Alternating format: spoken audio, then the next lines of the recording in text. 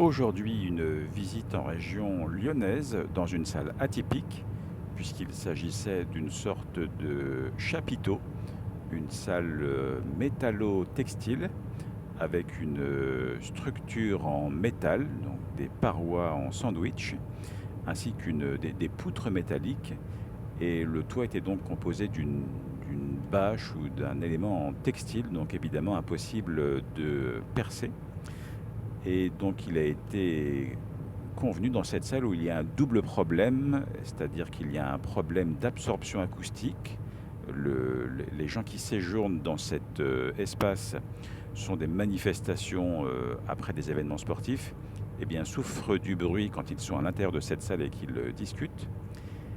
Donc là, on parle bien d'absorption acoustique ou de confort acoustique.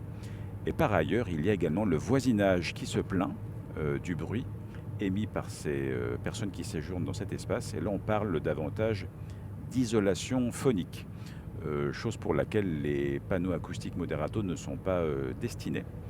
Néanmoins, donc cela a bien été expliqué, on distingue l'absorption acoustique de l'isolation phonique.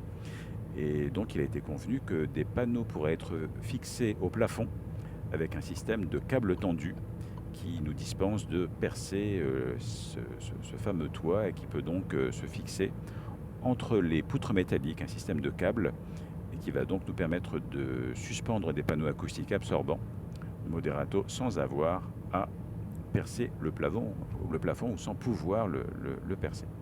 Et on ne va proposer que des panneaux suspendus dans cette salle atypique, même si d'habitude on aime bien équilibrer les panneaux suspendus au plafond pour le son qui est ascendant et mixé avec des panneaux muraux qui sont là pour absorber ce que l'on appelle les échos flottants. Voilà pour cette nouvelle visite en Rhône-Alpes, en région lyonnaise. Je vous invite à vous abonner, à poser vos éventuelles questions si vous avez un sujet de nuisance sonore.